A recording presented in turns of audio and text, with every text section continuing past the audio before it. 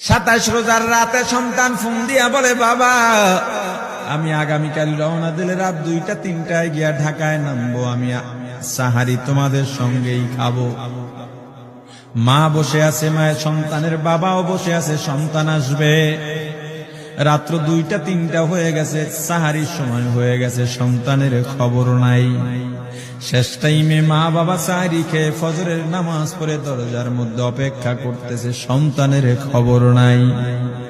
8টা, 9টা, 10টা বেজে গেছে, মায়ের মনটার ভালো লাগে না।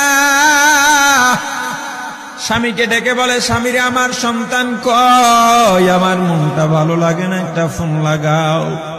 স্বামী ডাক দিয়া বলে, চিন্তা করো না, ঈদের সময় যানজট থাকতে পারে, চলে আসবে। কিছুক্ষণ পর বাবার মনটাও ভালো লাগে না, বাইরে নেমে পায়চারি করতেছে। হঠাৎ করে একটা ফোন চলে আসছে। সন্তানের ফোন দেখে বাবার সে কি আনন্দ। ফোন রিসিভ করে যখনই সালাম দিল, অপর প্রান্ত থেকে সালামের উত্তরে সন্তানের কণ্ঠ পাওয়া যায় না। বাবা ডেকে বললেন, বাবা তুমি কে? এটা তো আমার সন্তানের কণ্ঠ নয়, তবে মোবাইলটা আমার সন্তানের।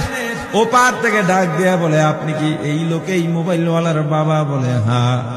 আপনি এখনো বাড়িতে কি করেন? আপনার যেই সন্তান ঢাকা থেকে গাড়ি নিয়া 2500-এর দিকে রওনা দিয়েছিল, ওই গাড়িটা 2500 পৌঁছতে পারে নাই। পথিমধ্যে সংঘর্ষে রাস্তার মধ্যে অনেকগুলো মানুষ মারা গেছে, অনেক যুবকও তার মধ্যে আছে। রাস্তার পাশে সাদা কাপড় দিয়া ঢাকা।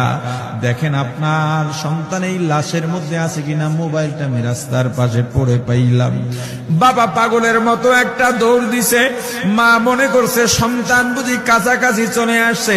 অন্যান্য সন্তানদের ডাক দেয়া বলে, তোরা কে, কোথায়, এদিকে আয়, তোদের ভাই বুঝি কাছাকাছি আসছে। আমার কলিজার টুকরা সন্তান, তোর বাবা যে আগায় আনতে গেছে, তাড়াতাড়ি নতুন চাদর বিছা, বালিশের কভার গুলো খুলে নতুন কভার লাগা, পানি গরম বসা, আমার সন্তান এসে গোসল করবে। আহারে সবাই ফুলের মেলা, ফুলের তোড়া নিয়ে অপেক্ষা করতেছে। 4টা বছর কলিজার টুকরা বাড়িতে নাই, বিদেশ থেকে আসবে। বাবা স্পটে গিয়া দেখেন অনেকগুলো লাশ সাদা কাপড় দিয়া ঢাকা। একটা একটা মাথার উপর থেকে কাপড় উঠান আর কৌতূহল বাড়তেছে, কাপড় উঠান আর কৌতূহল বাড়ে। হঠাৎ তাকায় দেখে কলিজার টুকরা সন্তান লাশের মিছিলে শামিল হয়ে গেছে। বাবা সন্তানকে ধরে কাঁদেন আর বলেন, বাবা এত আদর আপ্যায়ন, তোর জন্য এত প্রস্তুতি রে বাবা। তোর মা তোর পথে বসে আছে রে বাবা, কি জবাব দিব বল?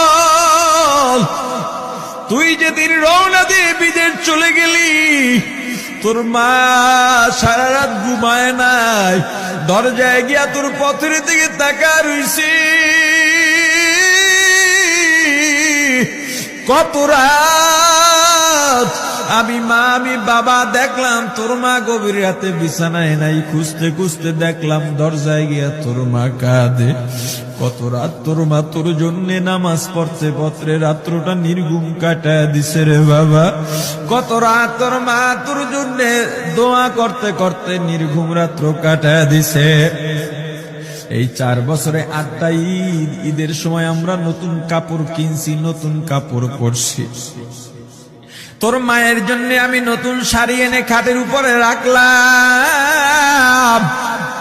ঈদের নামাজ পড়ে এসে দেখি কাপড়টা খাটের উপরেই আছে। তোর মা প্রথম ঘরেও নাই, মাঝের ঘরেও নাই, পেছনের ঘরেও নাই।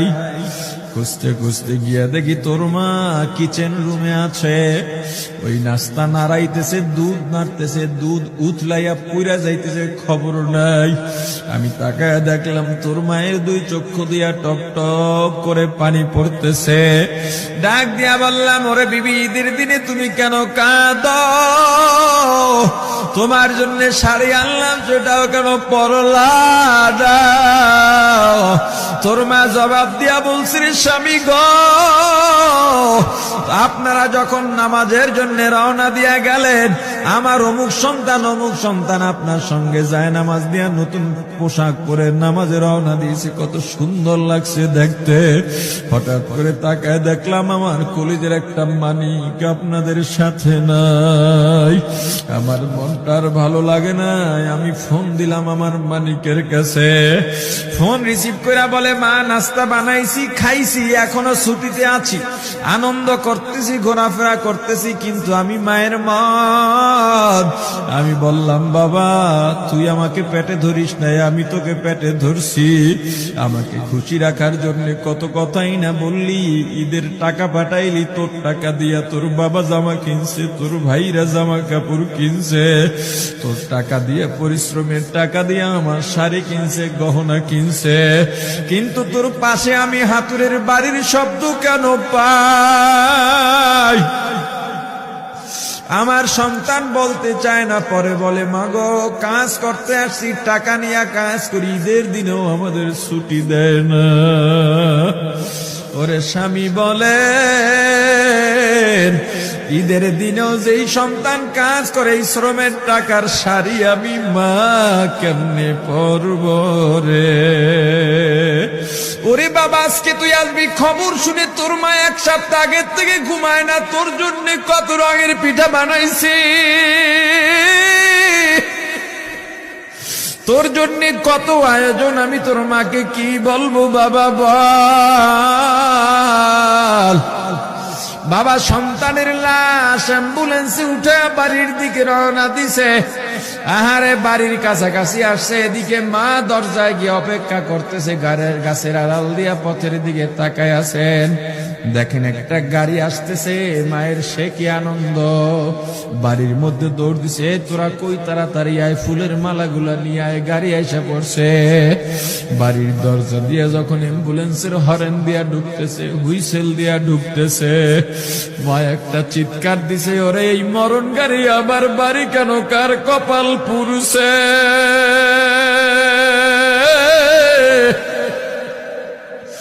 অ্যাম্বুলেন্সের দরজা খুলে তাকায় দেখি কলিজার টুকরা সন্তান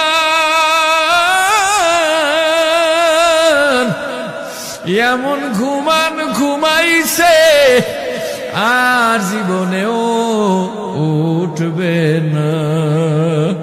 মা কাঁদেন আর বলেন, ওরে বাবা এটা তোর বিছানা নয়, নতুন চাদর বিছাইছি। বোন কান্দে আর বলে, ভাই আরে তোর জন্য ফুলের মালা পরাইছি, ফুলের মালা বানাইছি, একটু মালা পরাবো। মা ডেকে বলেন, রে সন্তান, 4টা বছর আমি তোর মা ডাক শোনার জন্য অপেক্ষা করছি, তোর জন্য গরম পানি করছিলাম, গোসল করবি, সেই গরম পানি যে তোর জীবনের শেষ গোসল হবে বুঝি নাই। ওরে পর্দালের মাগো, আর কোন ভাষায় বুঝাইলে বুঝবারে মা, দুনিয়ার জীবনটা ক্ষণস্থায়ী, এই দুনিয়ায় নাফরমানি করা যাবে না, এই দুনিয়ায় নাফরমানি করা যাবে না, অহংকার দেখাবার কিচ্ছু নাই, এই দুনিয়া ছেড়ে যাওয়া লাগবে। আল্লাহ এত দয়া করছেন, মায়া করছেন, ওই আল্লাহর সঙ্গে নাফরমানি করো না রে ভাই, ওই আল্লাহর নেয়ামতের অশুকরিয়া করো না, আল্লাহর নেয়ামতের শুকরিয়া আদায় করো, দুনিয়ার সব মোহ ত্যাগ করো, দলের মায়া ত্যাগ করো, দুনিয়ার মায়া ত্যাগ করো। এ আওয়ামী লীগ বিএনপি যারা করো, ক্ষমতায় যারা বারবার যাও, ক্ষমতায় তোমার দল গেলেই তুমি দাপট দেখাও, যুবকরে তোর 2টা পা ধরা লাগলেও পা ধরো রে ভাই, এই ক্ষমতা কিচ্ছু না, দাপট কিচ্ছু না, ওই কিয়ামতের ময়দানের নাজাতের চেয়ে বড় দাপট আর কিচ্ছু নাই। আল্লাহ রক্ত দিছেন, আল্লাহ জীবন দিছেন, আল্লাহর এই রক্ত আর জীবন দুনিয়ার কুফরি পুঁজিবাদী কুফরি গণতন্ত্রের জন্য দিস না, এই রক্ত আল্লাহর জন্য রাখ, এই জীবন আল্লাহর জন্য রাখ। আমার রাসূলের সুন্নাত দিয়া নিজেকে মোড়াইয়া নে, নিজের জীবনটা গড়াইয়া নে, ওই পরকাল হবে তোমার আমার জন্য মহা শান্তির জায়গা।